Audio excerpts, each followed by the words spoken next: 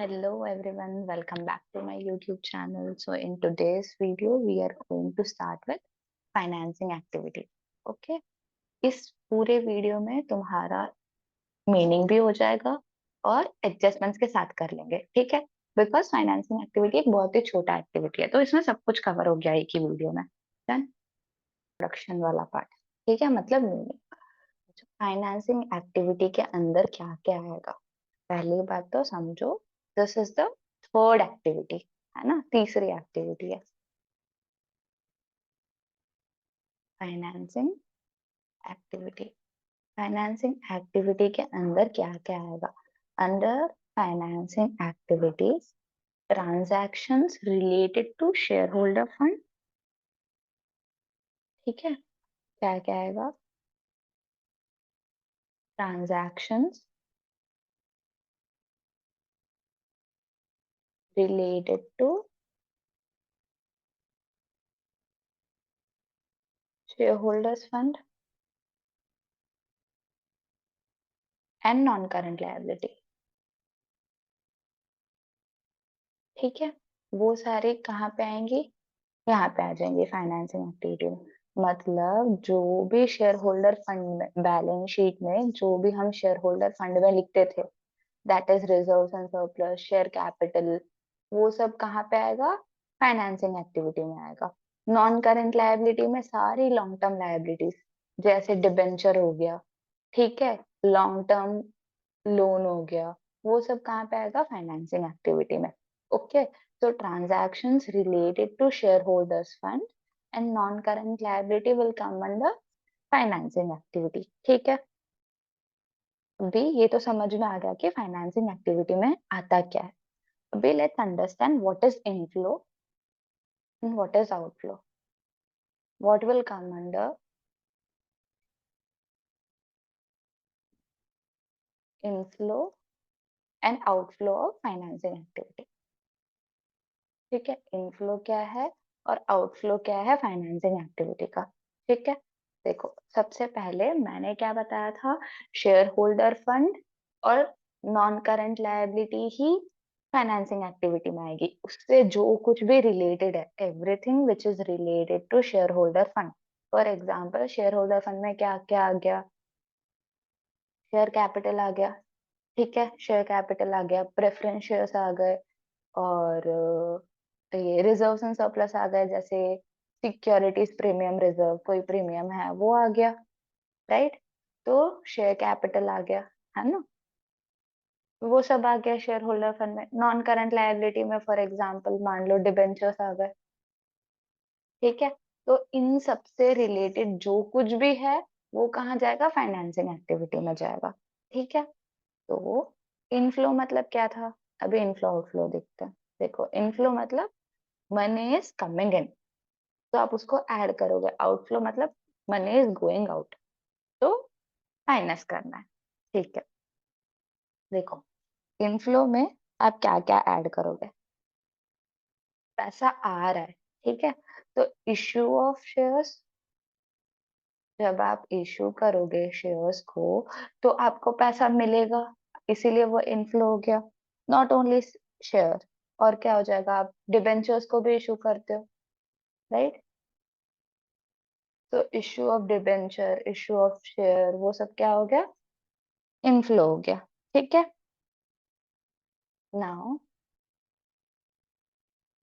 Third here will be understand that अगर आपको पैसा मिला है थ्रू बैंक ओवरड्राफ्ट या फिर कैश क्रेडिट, अगर इनका वैल्यू इंक्रीज हुआ है तो ये इनफ्लो हो जाएगा, मतलब पैसा आया है, ठीक है। Bank overdraft, understand this thing, why bank overdraft और कैश क्रेडिट करंट लायबिलिटी है, ठीक है। तो this is the exception of the above rule. Bank overdraft and cash credit क्या है? करंट लायबिलिटी है। बट बैंक ओवरड्राफ्ट और कैश क्रेडिट को हम लोग ऑपरेटिंग में ना दिखा के फाइनेंसिंग में दिखाते हैं, ठीक है। तो ये एमसीक्यू के लिए भी आ सकता है, और अच्छे से याद रखो, बैंक ओवरड्राफ्ट करंट लायबिलिटी है, करंट लायबिलिटी में लिखा होगा, बट तुम्हें वो ऑपरेटिंग में नहीं दिखाना, वो तुम्हें फाइनेंसिंग में लेके जाना है, ठीक है। इंक्रीज हुआ तो आप क्या करोगे, ऐड करोगे, डिक्रीज हुआ तो माइनस कर दोगे, है ना। तो यहाँ पे क्या हो जाएगा, decrease in bank overdraft in cash credit, है ना। और आउटफ्लो विल, बहुत ही इजी, आउटफ्लो इन सबका ऑपोजिट। आपने शेयर्स इश्यू करे तो आपको पैसा आया, अभी आप अगर शेयर्स वापस लोगे, मतलब बाई बैक ऑफ शेयर्स, तो इसमें क्या कर रहे हो, पैसा जा रहा है, right.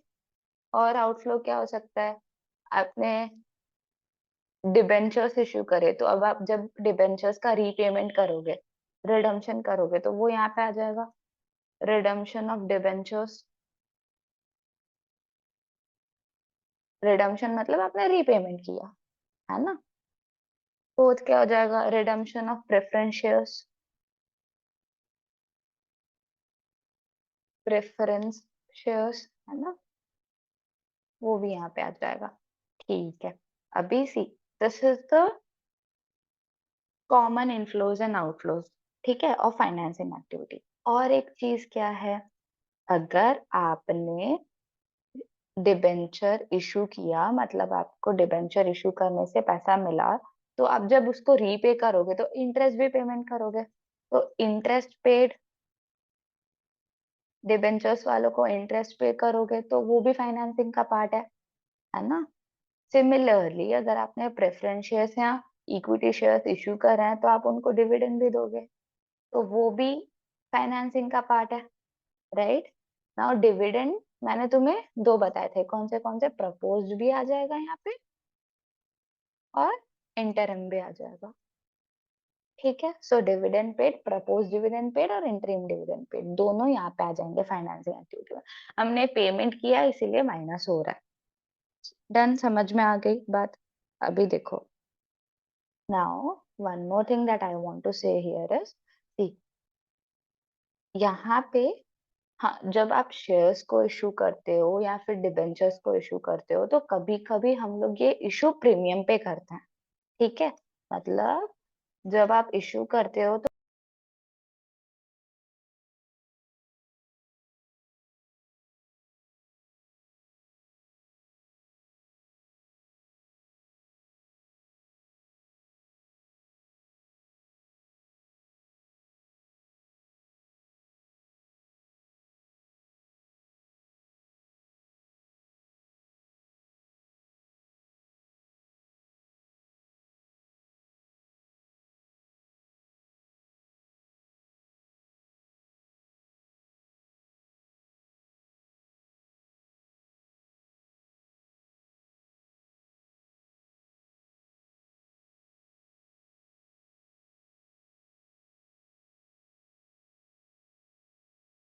Important points, market is very important, ठीक है।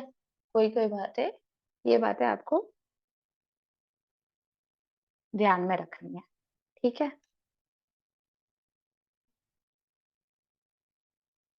द फर्स्ट वन हियर, सबसे पहला नोट हियर है बैंक ओवरड्राफ्ट और कैश क्रेडिट का, मैंने ऊपर भी लिखा है बट नोट में भी लिखो। So bank overdraft and cash credit will come in financing activity. कहाँ पे आएंगे ये, फाइनेंसिंग एक्टिविटी में, ठीक है, financing activity. What is the second most important point, second important point यहाँ पे ये है कि देखो, conversion of debentures into equity shares, ये एक। एंड द थर्ड पॉइंट में लिखो issue of bonus shares, bonus shares, ठीक है।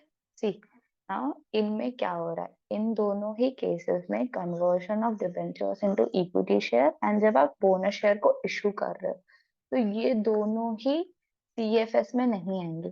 ठीक है, दोनों he is not a part of cash flow statement.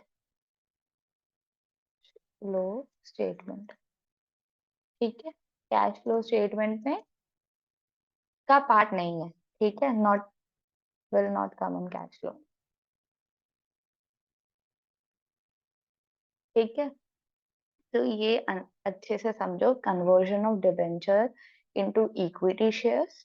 ठीक है, डिबेंचर जब इक्विटी शेयर में कन्वर्ट हो रहे हैं एंड जब आपने बोनस शेयर इशू किया तो ये सीएफएस में नहीं आएगा। ठीक है, why it will not come, because there is no cash involvement in this transaction. ठीक है, यहाँ पे हम लोग सिर्फ डिबेंचर और इक्विटी शेयर्स को कन्वर्ट कर रहे हैं, तो यहाँ पे कोई कैश इन्वॉल्वमेंट है ही नहीं। ठीक है, इधर से उधर कैश जा ही नहीं रहा, तो सिर्फ कन्वर्जन में तो कैश इन्वॉल्वमेंट होता ही नहीं है, इसीलिए ये इसमें नहीं आएगा कैश फ्लो स्टेटमेंट में। Whereas issue of bonus share में भी कोई कैश इन्वॉल्वमेंट नहीं है। हम लोग क्या कर रहे हैं, हम bonus shares existing share holder को इशू कर रहे हैं।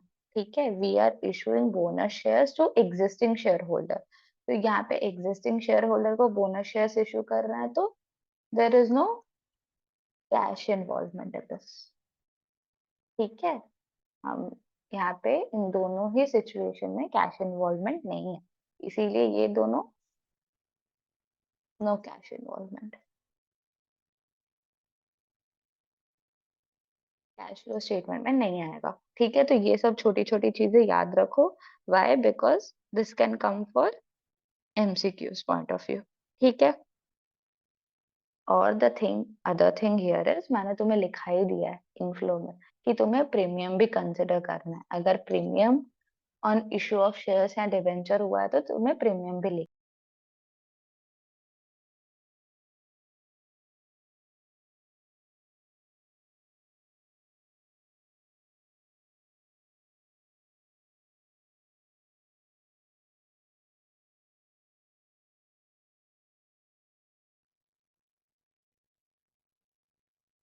31st, they have given 31st 3 23 and 31st 3 2022। ठीक है, इक्विटी शेयर कैपिटल दे रखा है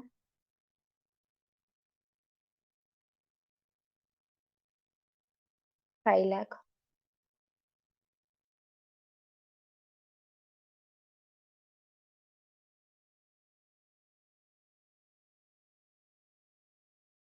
एंड 4 लाख। फिर 10% डिबेंचर्स दे रखे हैं 1 lakh and 1 lakh 50, 1 lakh and 1 lakh 50,000। Now securities premium reserve, securities premium reserve, securities premium reserve 50,000 and 40,000, 40,000। Bank overdraft,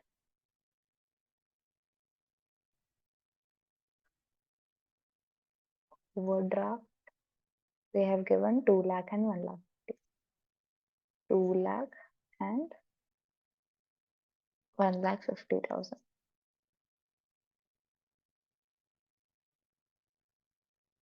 Interest on bank overdraft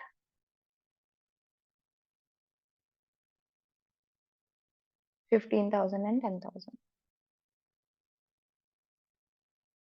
Calculate cash flow from financing activity। ठीक है, calculate cash flow from financing activity। चलो देखो, financing activity में मैंने क्या बताया था, long term liability भी आ जाएगी और वो शेयर होल्डर के फंड में जो भी आता है वो भी आ जाएगा, मतलब शेयर कैपिटल रिजर्व्स वो सब भी आ जाएंगे, है ना। तो देखो यहाँ पे आंसर लिखते हैं, पहले शेयर कैपिटल को देखो। 4 लाख था प्रीवियस ईयर में, अभी क्या हो गया 5 लाख हो गया, मतलब इंक्रीज हुआ। इंक्रीज हुआ मतलब इशू किया मैंने, है ना। तो issue of equity share capital, equity shares, तो इशू ऑफ इक्विटी शेयर्स कितना इशू किया 1 लाख। तो money is coming in, money is coming in, तो पॉजिटिव में ही आएगा, ऐड करूंगी। नाउ 10% डिबेंचर है, 1,50,000 थे, 1 लाख हो गए। ठीक है, 1,50,000 थे, 1 लाख हो गए।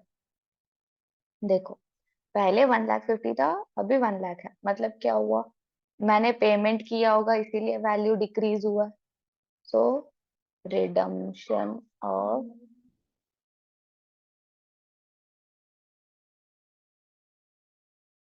रिडम्पशन ऑफ डिबेंचर्स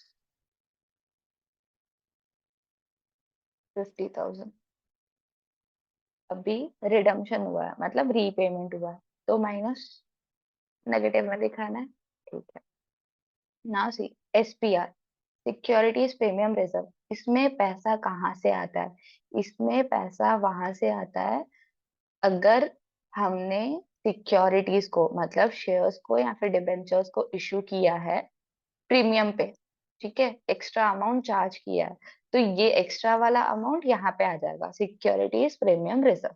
ठीक है, तो यहाँ पे पहले ये कितना था 40,000 था, 50,000 था, तो प्रीमियम ऑन इशू, है ना। तो यहाँ पे लिख दो premium on issue of shares, कितना 10,000, इंक्रीज हुआ इसलिए ऐड करना है। अभी बैंक ओवरड्राफ्ट, सी बैंक ओवरड्राफ्ट 1,50,000 था, 2 लाख, 2 लाख हो गया, तो बढ़ गया, इंक्रीज इन बैंक ओवरड्राफ्ट, कितना इंक्रीज हुआ 50,000, इंक्रीज हुआ है मतलब पैसा आया है, right. Interest on bank overdraft, ना इंटरेस्ट ऑन बैंक ओवरड्राफ्ट मतलब मैंने इंटरेस्ट पे किया है, जो भी पैसा लिया था मैंने 50,000 का, उस पे मैंने इंटरेस्ट पे किया है। तो देखो, आप करंट ईयर का वैल्यू लोगे, पुराने साल का नहीं लोगे, क्योंकि आप करंट ईयर का ही पे करोगे ना। Okay, so write down here that interest on bank overdraft कितना 15,000 पे किया है, bank overdraft paid plus negative में। ठीक है, अभी देखो इंटरेस्ट बैंक ओवरड्राफ्ट का पे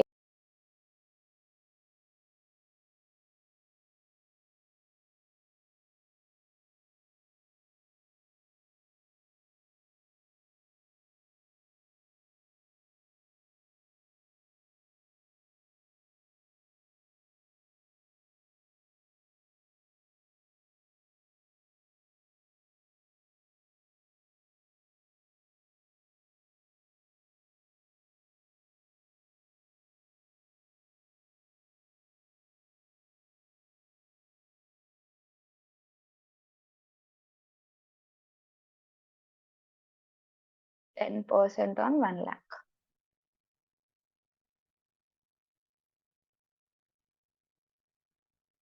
ठीक है,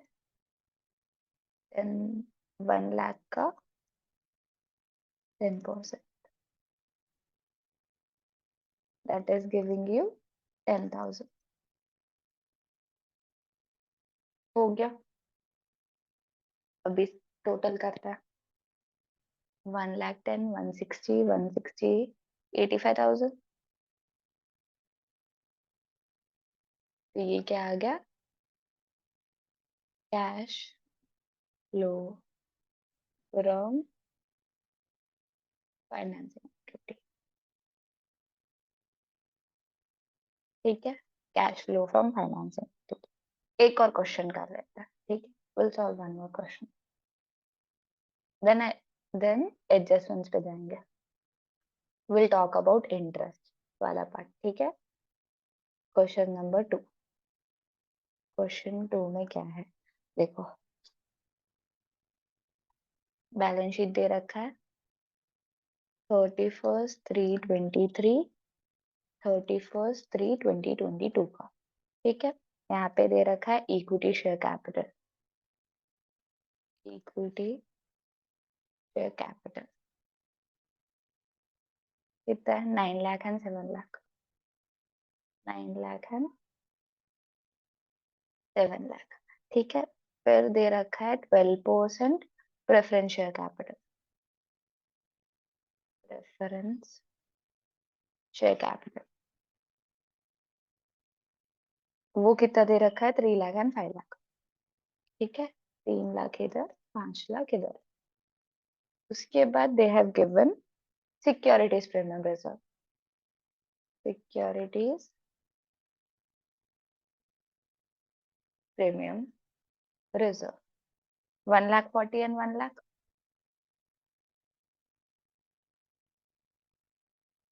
They have given 12% debentures, 12% debenture 4 lakh and 3 lakh, 4 lakh दे रखा है, 3 लाख दे रखा है, ठीक है।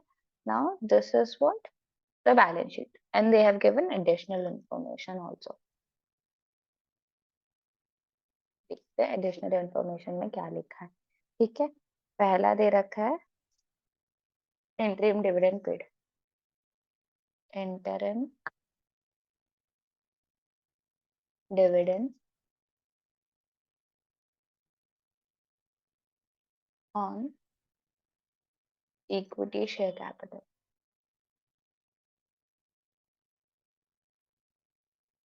was paid was paid at the end of the current year, at the end of current year कितना पे किया है, एट द रेट ऑफ 15%, ठीक है।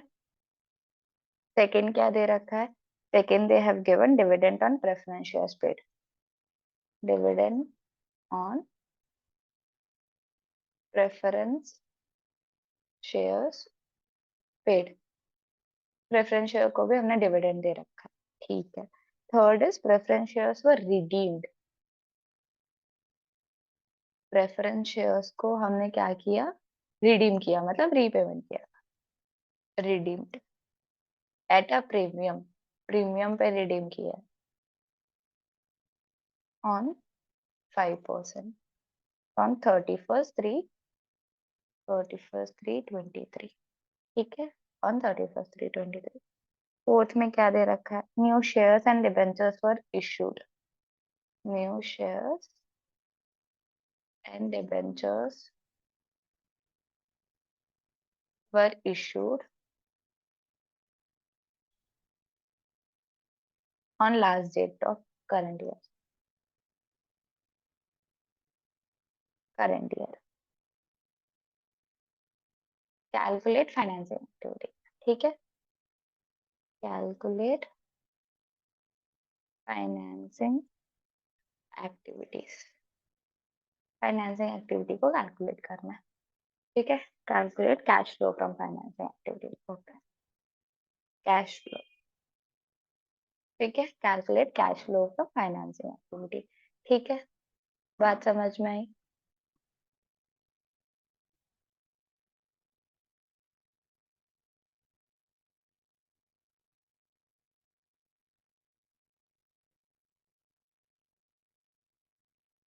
चलो, अभी देखो ये क्वेश्चन को सॉल्व करते हैं, ठीक है। यहीं पे लिख देती हूँ मैं आंसर, ठीक है। Answer cash flow from financing activity कितना है, देखो यहाँ पे बोल रखा है इक्विटी शेयर कैपिटल, पहले 7 लाख था, अभी 9 लाख हो गया, मतलब इंक्रीज हुआ, इंक्रीज हुआ मतलब पैसा आया। So write down issue of equity shares, कितना पैसा आया, 2 लाख, 2 लाख आया, है ना। चलो, फिर यहाँ पे आ जाओ प्रेफरेंस शेयर्स सी, 5 लाख, 3 लाख, मतलब मैंने पेमेंट किया इसीलिए वैल्यू डिक्रीज हुआ। ऑब्वियसली इंक्रीज कब होगा, जब आपने इशू किया होगा, डिक्रीज कब होगा, जब पेमेंट किया होगा। तो redemption of preference shares, redemption of preference shares कितना, 5 लाख था, 3 लाख हो गया, ये भी 2 लाख, राइट। फिर एसपीआर थी, एसपीआर कितना, 1 लाख था, 1 लाख 40 हो गया, मतलब 40,000। तो प्रीमियम इंक्रीज हुआ ना एसपीआर, तो premium on issue of equity shares, equity shares. Why not preference shares, क्योंकि प्रेफरेंस शेयर को थोड़ी इशू कर रहा है, प्रेफरेंस शेयर्स को तो हम रिडीम कर रहे हैं। अगर वहां पे इशू होता प्रेफरेंस शेयर्स पे, तो हम लोग वो भी लिख देते कि premium on issue of preference shares and equity shares, ठीक है। 40,000 जो इशू किया उस पे मुझे एक्स्ट्रा चार्ज मिला, दैट इज एसपीआर, ठीक। नाउ एसपीआर हो गया, प्रेफरेंस शेयर हो गया, शेयर डिबेंचर, 3 लाख था, 4 लाख, तो इश्यू ऑफ डिबेंचर्स हुआ, इश्यू ऑफ डिबेंचर्स 1 लाख, है ना, 1 लाख हुआ, ठीक है। अभी ये तो हमने बैलेंस शीट लिख लिया, यहाँ पे आता है interim dividend on equity shares, equity share capital was paid eight the end of current year 15%, ठीक है, मतलब मैंने इक्विटी शेयर कैपिटल पे 15% का डिविडेंड पे किया, ठीक है। Now understand this, 15% you will take on what, should I take 15% of 7 lakh, या फिर 15% of 9 lakh, you will take 15% of previous year, ठीक है। क्योंकि हमने डिविडेंड कब पे किया, साल के आखिरी में, आखिरी में पे किया ना, तो हम लोग किसका लेंगे, इसका लेंगे, ठीक है। क्योंकि यहाँ पे देखो क्या दे रखा है कि न्यू शेयर्स कब इशू हुए last current year, last date of current year, मतलब साल के आखिरी में मैंने नए शेयर इशू किए, ठीक है। तो लास्ट डेट तक कितने थे, 7 लाख थे, ठीक है। On 31 March it become 9 lakh, ठीक है। तो यहाँ पे क्या लिखेंगे, इंटरिम डिविडेंड पेड 7 लाख का 15% विल बी 1,05,000।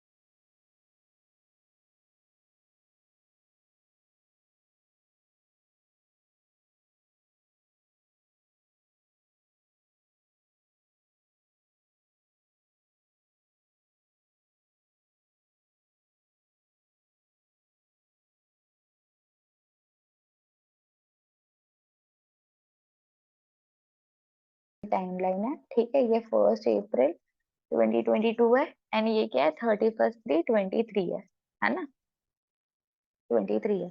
तो मैंने रीपेमेंट कब किया, रीपेमेंट किया साल के आखिरी में, साल के आखिरी में मेरे 5 लाख क्या हो गए, 3 लाख बन गए, ठीक है। मेरे 5 लाख 3 लाख बन गए, कब बने, साल के आखिरी में, eight the end of the year.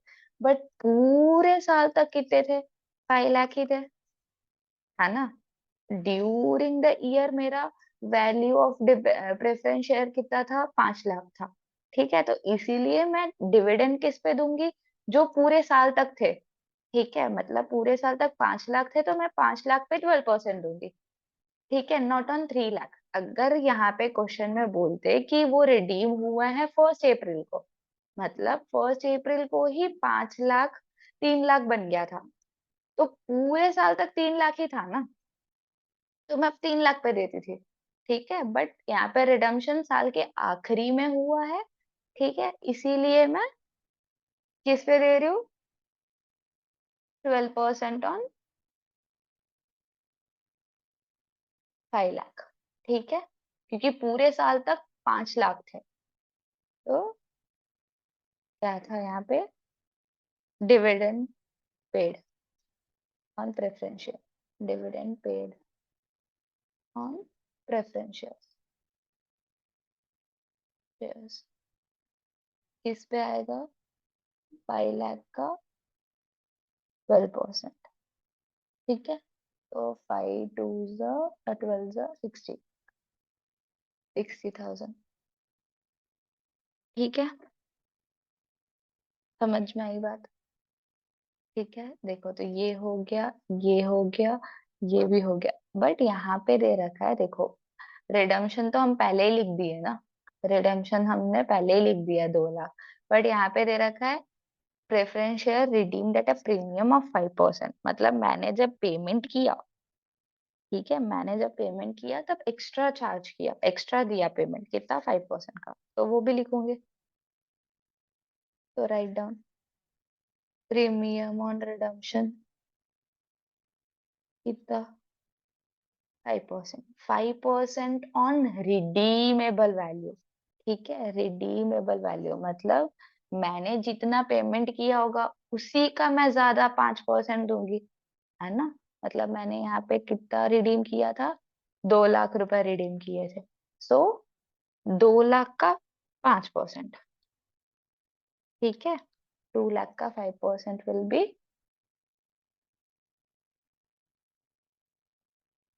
10,000। ठीक है, premium on redemption of preference shares paid. ठीक है, तो नेगेटिव में आएगा। ओके, समझ में आया बात।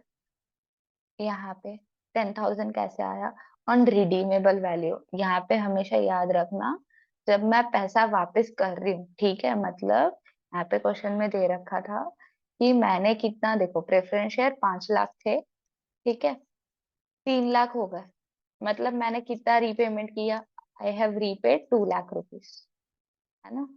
बट 2 लाख रुपीज वापस करते समय मैं 5% प्रीमियम पे करी, तो 5% जितना आपने वापस किया उस पे लगेगा।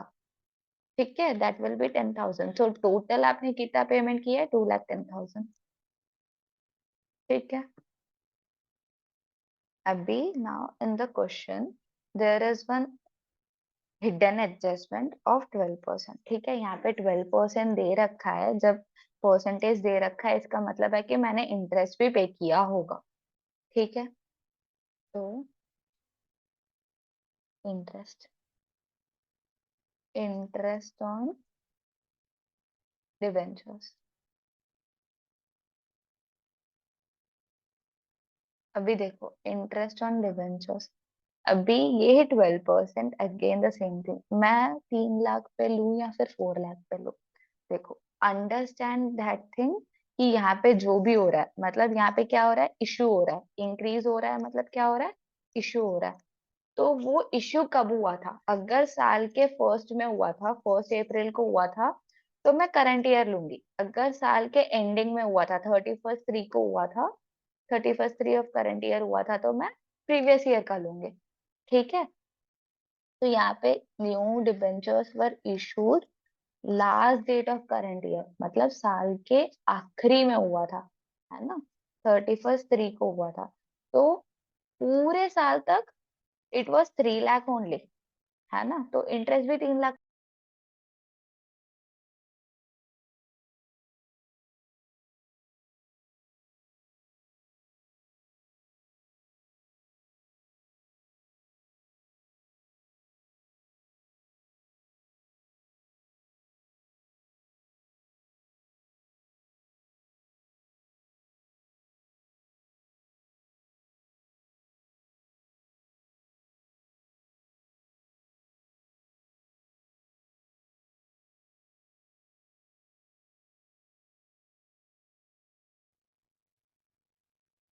71,000 इन नेगेटिव। नेगेटिव है तो यहाँ पे क्या लिखोगे, कैश यूज्ड इन फाइनेंसिंग। ठीक है, mark this question as very important, क्योंकि ये पूरा एक क्वेश्चन, जब आप ये पूरा क्वेश्चन सॉल्व कर लोगे ना, तो आपको फाइनेंसिंग एक्टिविटी का सब कुछ समझ में आ जाएगा कि मतलब डिविडेंड का अगर परसेंटेज दे रखा है, ठीक है, अगर डिविडेंड का परसेंटेज दे रखा है तो मुझे करंट वैल्यू पे लेना है या फिर प्रीवियस ईयर पे लेना है। अगर इंटरेस्ट का परसेंटेज देना है, दे रखा है, तो करंट ईयर पे लेना है या फिर प्रीवियस ईयर पे लेना है। ठीक है, अभी अंडरस्टैंड, ये समझ में आया। नाउ इंटरेस्ट का पार्ट मैंने तुम्हें इन शॉर्ट बताया, अभी डिटेल में बताऊंगी सो दैट का कभी तुम्हें मिस्टेक ना हो। ठीक है, हमेशा याद रखो, interest on debenture is, interest on debentures तुम्हें पे करना है। ठीक है, इट इज बाय डिफॉल्ट, तुम्हें क्वेश्चन में स्पेसिफाई कर रखा है या फिर नहीं कर रखा, इट डजंट मैटर। ठीक है, इन क्वेश्चन इंटरेस्ट ऑन डिबेंचर क्या है, हिडन एडजस्टमेंट है। ठीक है, हिडन एडजस्टमेंट है, तो वहां पे तुम्हें डिबेंचर्स के आगे परसेंटेज दिया रहेगा। ठीक है, percentage will be given. Now ये परसेंटेज दे रखा है मतलब तुम्हें इंटरेस्ट पे करना है। ठीक है, तो तुम्हें करके ही आना है। If percentage is given, understand that तुम्हें इंटरेस्ट पे करके ही आना है, मतलब तुम फाइनेंसिंग में भी लेके जाओगे एंड ऑपरेटिंग में भी लेके जाओगे। ठीक है, चलो अभी let's start with the interest component. With interest, interest, ठीक है, इंटरेस्ट वाला component, basically here I am talking about interest on debentures. अभी इंटरेस्ट ऑन बैंक लोन भी हो सकता है, डिबेंचर्स भी हो सकता है। ठीक है, डिबेंचर्स पे भी हो सकता है, बैंक लोन पे भी हो सकता है, बट मैं ना डिबेंचर्स का एग्जांपल लेके तुम्हें सिखाऊंगी, एंड बैंक लोन सेम ही होगा। ठीक है, दोनों सेम ही है, बट यहाँ पे विल टेक एग्जांपल डिबेंचर का। ठीक है, तो अंडरस्टैंड दैट, बहुत ही सिंप्लीफाइड वे में बताऊंगी। ठीक है, अच्छे से सुनना। ठीक है, I need your full attention. ठीक है, देखो, interest on debentures, actually what we are studying on interest on debentures, देखो इंटरेस्ट ऑन डिबेंचर एक एडजस्टमेंट है। ठीक है, तो अंडरस्टैंड दिस थिंग, ये हिडन एडजस्टमेंट है। कभी कभी क्वेश्चन बता भी देता है कि आपको इंटरेस्ट पे करना है, कभी कभी नहीं भी बताता। ठीक है, बताए नहीं बताए डजेंट मैटर, हमको इंटरेस्ट ऑन डिबेंचर हमेशा ऑलवेज टू बी पेड। ठीक है, क्योंकि परसेंटेज इज गिवन। ठीक है, इंटरेस्ट ऑन डिबेंचर का परसेंटेज दिया रहता है, तो always it is to be paid. और ये एडजस्टमेंट है, मतलब it will appear twice, twice दिखेगा। ट्वाइस कहाँ पे दिखेगा, एक तो ऑपरेटिंग में दिखेगा, एक फाइनेंसिंग में आएगा। ठीक है, एक ऑपरेटिंग एक्टिविटी में आएगा, एक फाइनेंसिंग में। हमने पेमेंट किया है तो फाइनेंसिंग में माइनस होगा, पेड ऑब्वियसली ऑपरेटिंग में ऐड होगा। क्यों ऐड होगा, क्योंकि ये नॉन ऑपरेटिंग एक्सपेंस है। ठीक है, ये एक्सपेंस है, कौन सा, नॉन ऑपरेटिंग। ठीक है, मतलब ये डे टू डे बिजनेस से रिलेटेड नहीं है, और ये कौन सा एक्सपेंस है, तो इसीलिए हम ऐड करेंगे। ठीक है, ऑपरेटिंग एक्टिविटी में ये समझ में आ गया, इंटरेस्ट ऑन डिबेंचर्स कहाँ पे जाएगा, ऑपरेटिंग में ऐड करोगे, फाइनेंसिंग में माइनस करोगे। नाउ इंटरेस्ट ऑन डिबेंचर्स किस पे कैलकुलेट करना है, कौन से वैल्यू पे कैलकुलेट करना है, ठीक है, वो समझते हैं। वो समझने के लिए पहले लेट्स टेक टू सिचुएशन। ठीक है, यहाँ पे क्या हो रहा है, लेट्स से यहाँ पे परसेंटेज डिबेंचर्स दे रखे हैं। ठीक है, they have given the current year का value, they have given previous year का वैल्यू। ठीक है, you will compare this to, है ना, you will compare this to, compare करने से क्या होगा, इधर इट विल इंक्रीज या फिर ये क्या करोगे, डिक्रीज होगा वैल्यू। ठीक है, इंक्रीज हुआ मतलब क्या हुआ, इंक्रीज हुआ मतलब क्या हुआ, इशू किया, इशू ऑफ डिबेंचर्स। है ना। डिक्रीज हुआ मतलब आपने रीपेमेंट किया, रीपेमेंट को हम क्या बोलते हैं, रिडम्पशन ऑफ डिबेंचर्स। ठीक है। इंक्रीज हुआ मतलब इश्यू ऑफ डिबेंचर्स, डिक्रीज हुआ मतलब रिडम्पशन ऑफ डिबेंचर्स। ठीक है। नाउ अंडरस्टैंड, देखो इंटरेस्ट, अभी दोनों ही केस में, इंक्रीज और डिक्रीज में भी दो दो केसेस बनेंगे। ठीक है। यहाँ पे भी दो है, यहाँ पे भी दो है, मतलब मैंने ये वैल्यू इशू ऑफ डिबेंचर, जब मैंने डिबेंचर का वैल्यू कब इंक्रीज हुआ, now the time factor is important here. ठीक है। टाइम फैक्टर इम्पोर्टेंट है कि ये इशू तो हुआ है, मतलब मेरे डिबेंचर का वैल्यू इंक्रीज तो हुआ है, बट कब इंक्रीज हुआ है, when it is increase, that is important. ठीक है। अगर मैं बोलूं कि ये बिगनिंग में हुआ है, ठीक है, beginning of the current year, beginning of the current year, ठीक है, या फिर क्या हो जाएगा, and of the current year. ठीक है।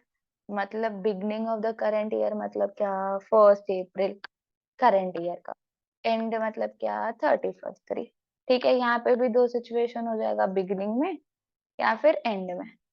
ठीक है। मतलब अगेन 1 अप्रैल को मैंने डिक्रीज किया, रीपेमेंट किया, या फिर 31 मार्च को रीपेमेंट किया। ठीक है। तो इन दोनों ही सिचुएशंस में, इन दोनों ही, बिगिनिंग में आप अलग वैल्यू लोगे, एंड में आप अलग वैल्यू लोगे। ठीक है। देखो, अगर अगर डिबेंचर इशू हुआ है, ठीक है, अगर डिबेंचर इशू हुआ है and it is issued in the beginning of the year, ठीक है, first of all understand one thing, that हम लोग इंटरेस्ट पेमेंट किस पे करते हैं, इंटरेस्ट पेमेंट उस वैल्यू पे होता है जो ड्यूरिंग द ईयर होगा। ठीक है। Interest payment, again I am repeating, understand this thing, interest payment किस पे होगा, इंटरेस्ट पेमेंट उस वैल्यू पे होगा जो पूरे साल तक है। ठीक है। जो भी साल तक है उस पे इंटरेस्ट पेमेंट होगा। ठीक है। इंटरेस्ट पेमेंट उस पे होगा जो ड्यूरिंग द ईयर है। ठीक है। अभी देखो, यहाँ पे अंडरस्टैंड दिस थिंग, यहाँ पे बोला है मेरा वैल्यू इंक्रीज हुआ बिगिनिंग में। ठीक है। मतलब बिगिनिंग में मतलब 1 अप्रैल है, let's take a timeline, let's draw a timeline here. ठीक है। To be more precise, let's draw a timeline. ठीक है। अच्छा, हम ना यहाँ पे पहले बिफोर टाइमलाइन एग्जांपल ले लेते हैं, let's take a numbers here. ठीक है। यहाँ पे मान लो ये 10% है। ठीक है। करंट ईयर का value they have given 5 lakh. ठीक है। एंड इंक्रीज के लिए, ठीक है, एंड यहाँ पे दे रखा है 4 लाख। ठीक है। यहाँ पे दे रखा है इंक्रीज के लिए, मतलब इशू के लिए यहाँ पे 5 लाख दे रखा है, 4 लाख दे रखा है। ठीक है। मतलब क्या हुआ, ऑब्वियसली द वैल्यू इंक्रीज। अभी यहाँ पे क्वेश्चन में दे रखा है कि ये वैल्यू 1 लाख इंक्रीज हुआ, मतलब मैंने इशू किए डिबेंचर्स, और वो डिबेंचर हम लोग अज्यूम कर रहे हैं कि वो स्टार्टिंग में ही हो गए। ठीक है। तो let's understand with the timeline this thing.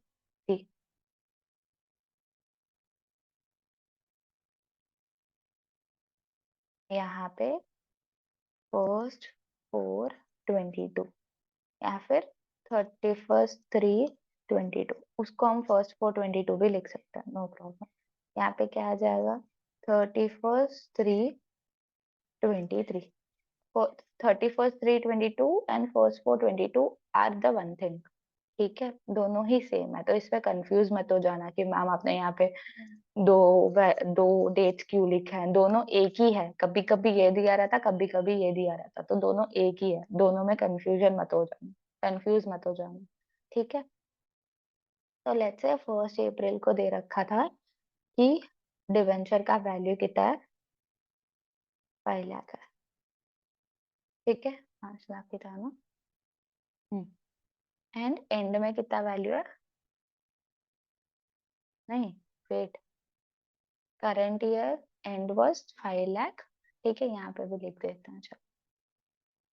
31/3/23, 31/3/22। यहाँ पे 31/3/22 है, तो ओपनिंग में 4 लाख था, तो beginning here is 4 lakh, not 5। ठीक है, स्टार्टिंग में 4 लाख थे एंड आखिरी में 5 लाख हो गए। ठीक है, अभी ये वैल्यू इंक्रीज हुआ है, मतलब इशू हुआ है। अंडरस्टैंड दिस थिंग कि कब इशू हुआ है। 4 लाख से 5 लाख, ये इंक्रीज जो भी हुआ है वो कब हुआ है। ठीक है, अभी ये वाले सिचुएशन में यहाँ पे क्वेश्चन में बोल रखा है कि ये बिगिनिंग में हुआ है। ठीक है, beginning of the current year, मतलब 1 अप्रैल को ही इशू कर दिया। मतलब क्या हुआ, 1 अप्रैल को ही मैंने +1 लाख कर दिया। तो पूरे साल, मतलब during the year, during the whole current year, how much is the value of my debentures? 5 lakh, है ना। पूरे साल तक मेरे वैल्यू कितना था? 5 लाख था। तो मैं किस पे दूंगी? 5 लाख, 5 लाख पे ही दूंगी, है ना। सो इंटरेस्ट ऑन डिबेंचर कितना हुआ? 5 lakh into 10%, that will give you 50,000। समझ में आई बात? ठीक है, तो जब बिगिनिंग दिया रहेगा, जब बिगिनिंग में हुआ तो पूरे साल तक 5 लाख ही हुआ, तो यहाँ पे करंट ईयर पे।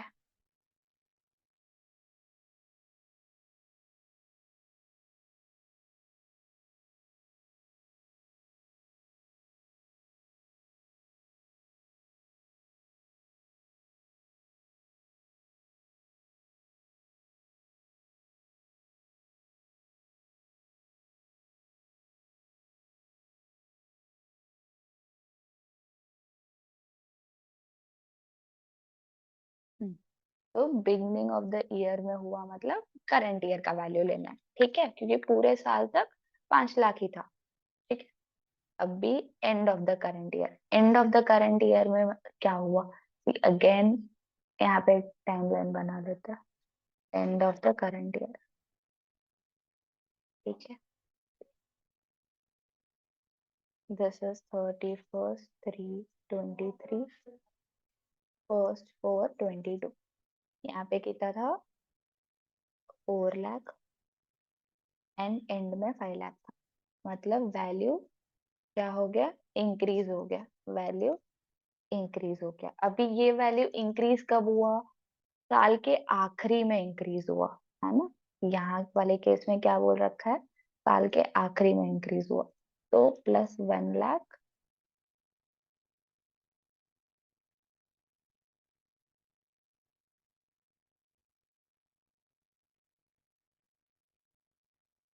मतलब यहाँ पे क्या हुआ? 4 लाख +1 लाख, 5 लाख बना। ठीक है, तो ये कब हुआ? साल के एंड में हुआ, है ना। तो ड्यूरिंग द ईयर कितना वैल्यू था? During the year it was 4 lakh only, है ना। तो मैं इंटरेस्ट किस पे दूंगी? 4 लाख पे दूंगी। ठीक है, 4 lakh into 10% into is equals to 40,000।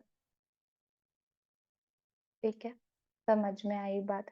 तो जब वो बोल रहा है क्वेश्चन में कि ये एंड ऑफ द ईयर हुआ है, ठीक है, अगर in the question they have given कि debentures are issued at the end of the current year, तो तुम्हें कौन सा वैल्यू लेना है?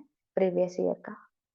ठीक है, प्रीवियस ईयर के वैल्यू पे आप इंटरेस्ट लोगे। अगर बिगिनिंग में हुआ है तो करंट ईयर के वैल्यू पे लोगे। ठीक है, समझ में आई?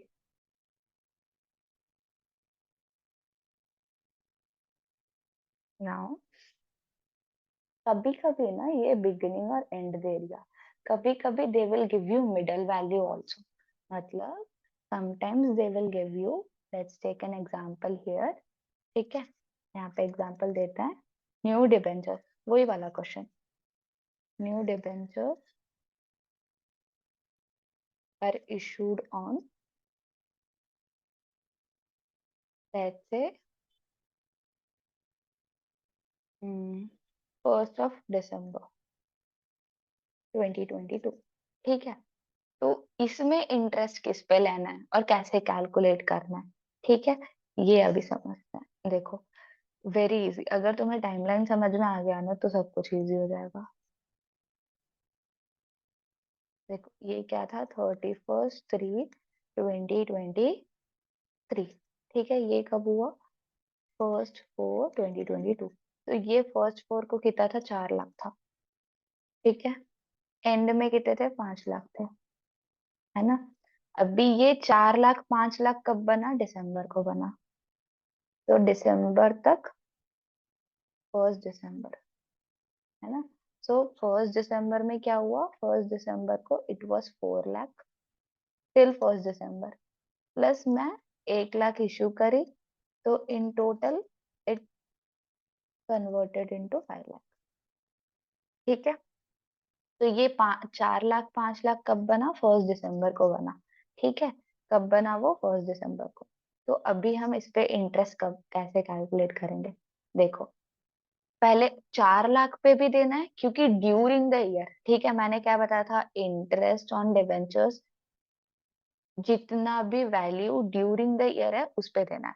तो पहले अंडरस्टैंड, 4 लाख 1 दिसंबर तक। ठीक है, 4 लाख कब तक था, 1 दिसंबर तक था। 1 दिसंबर मतलब जब तक हमने नए डिबेंचर इशू किए तब तक। ठीक है, सो 4 लाख इंटू 10% इंटू कितने मंथ्स के लिए था, 1 अप्रैल मई जून जुलाई अगस्त सितंबर अक्टूबर, दैट इज 7 मंथ्स। अक्टूबर नवंबर, हाँ माय बैड, 8 मंथ्स। ठीक है, 8 महीने के लिए था। तो 8/12, राइट। 4 लाख का वैल्यू पूरे साल कितने महीनों के लिए था, 8 महीनों के लिए था, right. So that will give you around 26,000 something, 667 something. ठीक है, 26,667 आ जाएगा। अभी उसके बाद 1 दिसंबर को ये 5 लाख बन गया। तो अभी 5 लाख का वैल्यू कितने महीने के लिए था, वो लिखो, 5 लाख इंटू 10% इंटू 4/12, है ना। 5 लाख कितने, 4 महीने के लिए था, दैट विल गिव यू 16,660, 16,667। तो टोटल डिबेंचर्स पेड, ठीक है, टोटल इंटरेस्ट ऑन डिबेंचर कितना आ जाएगा,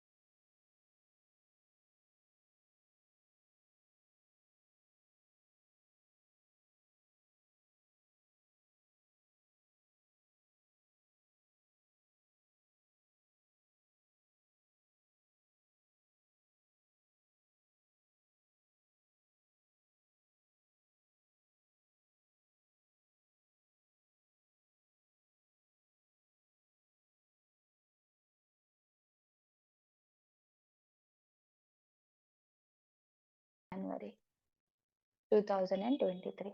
ठीक है, new debentures were issued on 1 जनवरी 2023।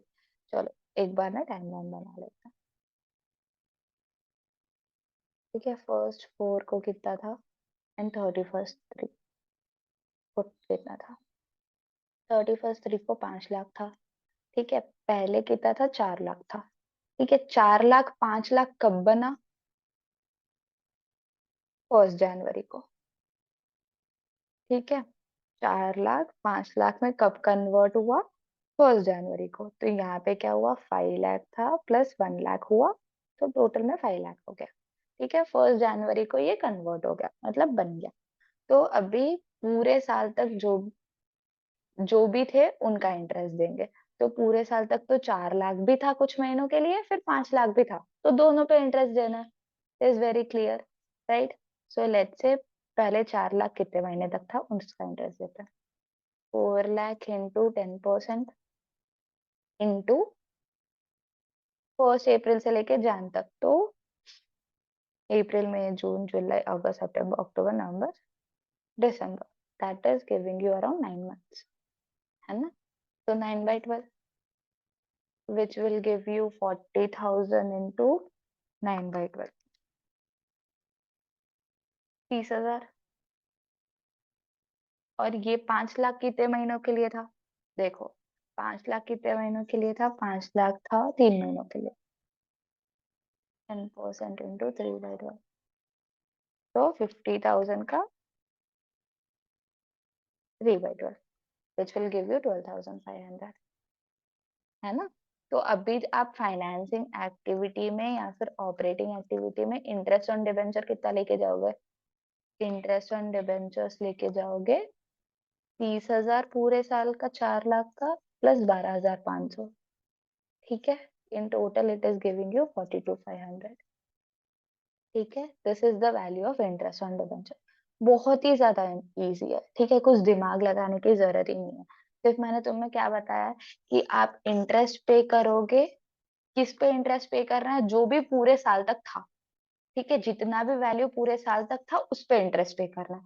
इसमें 4 लाख भी था, 5 लाख भी था, तो 4 लाख कितने महीनों तक था वो दो, 5 लाख कितने महीनों तक था उसका दो, है ना? समझ में आया? इसमें भी हमने वही किया। 4 लाख कितने महीने तक था? 8 महीने के लिए था। 5 लाख कितने महीने के लिए था? 4 महीने के लिए था, है ना? और यहाँ पे हमने क्या किया, बिगनिंग में क्या करना है? बिगनिंग में मतलब 4 लाख 5 लाख स्टार्टिंग में ही कन्वर्ट हो गया, तो पूरे साल तक कितना वैल्यू था? 5 लाख ही था, तो मैंने 5 लाख पे दे दिया। एंड में अगर कन्वर्ट हुआ तो पूरे साल तक मेरा वैल्यू 4 लाख ही था, तो मैं प्रीवियस ईयर पे दूंगी, है ना? ये बातें अच्छे से समझो, ठीक है? उसके बाद रिडम्पशन पे आते हैं। सी, ना in case of redemption of debentures, मतलब अगर वैल्यू रिडीम हो रहा है, मतलब अगर डिबेंचर का वैल्यू डिक्रीज हो रहा है, मतलब क्या हुआ? आपने रीपेमेंट किया। ठीक है, रीपेमेंट किया, इसका मतलब क्या हुआ? मतलब आपने रीपेमेंट किया है। Let's take example here 10% debenture. अभी यहाँ पे इसका current value and previous value ले रहा था। Current year value is 5 lakh and previous value is 6 lakh. ठीक है, मतलब वैल्यू डिक्रीज हुआ है। तो लेट्स इमेजिन, ठीक है, यहाँ पे time factor, interest on debenture में टाइम फैक्टर इज इम्पोर्टेंट। ठीक है, तो यहाँ पे दे रखा है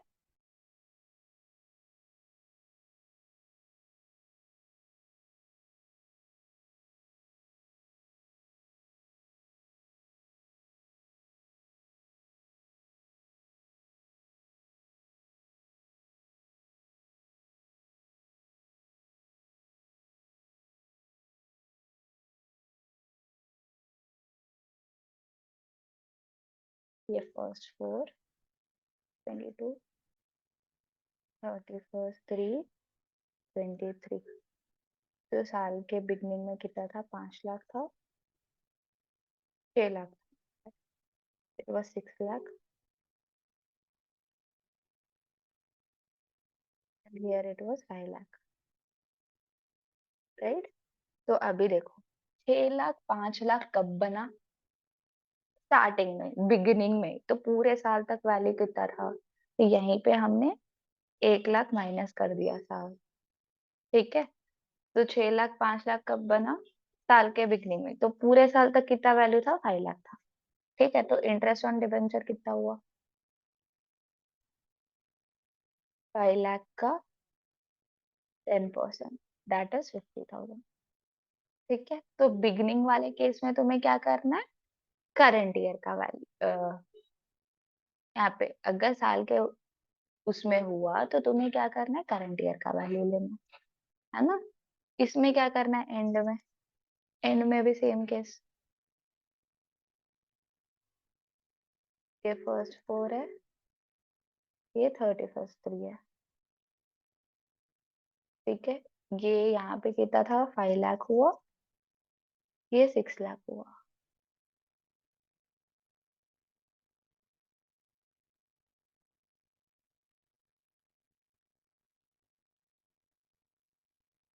तो यहाँ पे बोल रखा है कि रिडम्पशन मतलब मैंने रीपेमेंट कब किया है, साल के आखिरी में।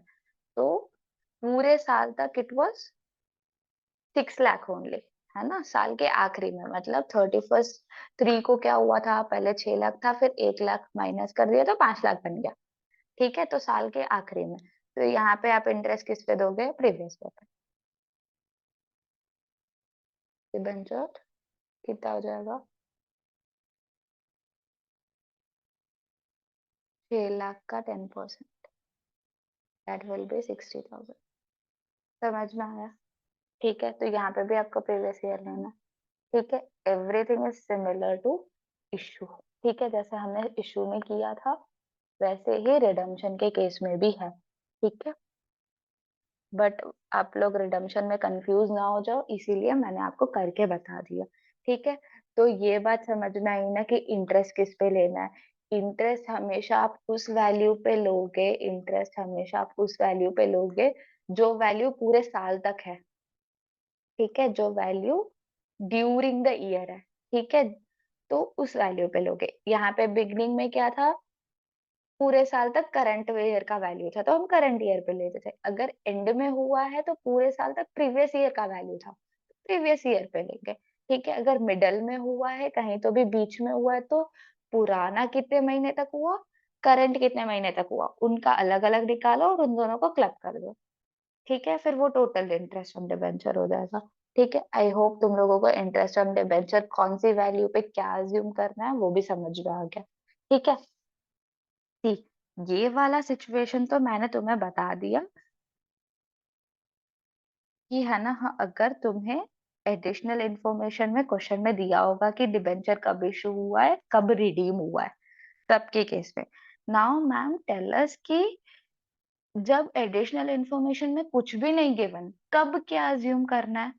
ठीक है, तो अंडरस्टैंड दिस थिंग। ठीक है, अगर कुछ भी गिवन नहीं है, if there is no information given about issue and redemption, ठीक है, तो तब तुम्हें इंटरेस्ट ऑन डिबेंचर कौन से वैल्यू पे कैलकुलेट करना है। देखो, जब इश्यू हुआ है मतलब जब इंक्रीज हुआ है, तो हमेशा हम लोग ये अज्यूम करते हैं कि इश्यू हमेशा करंट ईयर में ही हो जाता है, साल के स्टार्टिंग में ही हमने इश्यू कर दिया है। बट अगर डिक्रीज हुआ है, रिडम्पशन हुआ है, तो हम लोग ये अज्यूम करते हैं कि वो आखिरी में हुआ है। ठीक है, तो मैं ये लिखा देती हूँ, विल राइट डाउन दिस। ठीक है, बहुत ही इंपॉर्टेंट है, लिख लेता है। देखो, when no information given about issue or redemption of debentures, redemption, ठीक है, of debentures। so इस केस में when no information given about issue or redemption of debenture, so in this scenario interest on debenture is to be calculated on interest on debentures is calculated on which value, interest on debenture is calculated on which value। उस case में understand this thing, अगर issue हो रखा है तो will assume that beginning में। ठीक है, beginning of current year, beginning of current year मतलब आप करंट ईयर का वैल्यू लेना है। ठीक है, टेक करंट ईयर वैल्यू। ठीक है, जब रिडम्पशन हो रखा है तो हम लोग ऐसा अज्यूम करते हैं कि साल के आखिरी में हमने पेमेंट किया है, ठीक है। Obviously this is also common sense कि हम लोग रीपेमेंट साल के आखिरी में करते हैं, ठीक है। And of the current year, and of the current year मतलब पूरे साल तक कौन सा वैल्यू था, प्रीवियस ईयर वाला वैल्यू, ठीक है। तो when there is no information given about issue and redemption, तो जब इंक्रीज हो रहा वैल्यू तो आप करंट ईयर के वैल्यू पे लोगे, ठीक है। बट अगर रिडीम हो रहा है तो आप साल के आखिरी पे लोग, मतलब प्रीवियस ईयर पे लोग है, ठीक है। हम लोग ये अज्यूम करेंगे कि साल के आखिरी में मैंने प्रीपेमेंट किया है और इशू किया मतलब इंक्रीज हुआ साल के बिगनिंग में, तो current year and previous year, ठीक है। तो चलो तुम इस पे बता दो, इसका भी एक एग्जांपल ले लेते हैं। एग्जांपल में दे हैव गिवन 12% डिबेंचर्स, ठीक है, current year previous year, okay. They have given year 8 lakh and they have given 6 lakh and there is no information given, तो इंटरेस्ट ऑन डिबेंचर कितना हुआ, interest on how much is the interest on debenture, there is no information given कि issue कब हुआ है। तो हम लोग क्या अज्यूम करेंगे कि मतलब इशू किया है, हम ऐसा अज्यूम करेंगे कि साल के बिगनिंग में हुआ है ना। बिगनिंग में हुआ है मतलब पूरे साल तक कौन सा वैल्यू था, करंट ईयर का ही वैल्यू था, पूरे साल तक कौन सा वैल्यू था, करंट ईयर का ही वैल्यू था। तो इट विल बी 8 लाख का 12%, ठीक है। यहाँ पे हम लोग क्या अज्यूम करें, दैट विल बी 96,000, ठीक है। अभी रिडम्पशन के केस में एक अज्यूम कर लेते हैं क्वेश्चन। देखो यहाँ पे हम एग्जांपल ले लेते हैं, 12% डिबेंचर्स, ठीक है। करंट ईयर दे रखा है, प्रीवियस ईयर दे रखा है। Current year is let's say 3 lakh and previous year it was 4 lakh, ठीक है। And there is no information given, अभी तुम्हें पता चल गया कि ये रिडम्पशन हुआ है मतलब वैल्यू डिक्रीज हुआ है मतलब मैंने रीपेमेंट किया है। तो अभी इंटरेस्ट ऑन डिबेंचर कितना होगा, there is no other information given, then in this situation interest on debenture is calculated on, हम लोग क्या अज्यूम करते हैं कि साल के एंड में हुआ है ना। हम इस सिचुएशन में रिडम्पशन के केस में हम लोग क्या अज्यूम करते हैं कि हमने रीपेमेंट किया, 1 लाख का रीपेमेंट किया, वो and of the current year, तो पूरे साल तक 4 लाख था, तो 4 लाख का, ठीक है। समझ में आई बात, ठीक है। तो रिडम्पशन के केस में अगर कोई इन्फॉर्मेशन नहीं दिया तो ये अज्यूम करना कि साल के आखिरी में था, ठीक है, आखिरी में था, साल के आखिरी में करे तो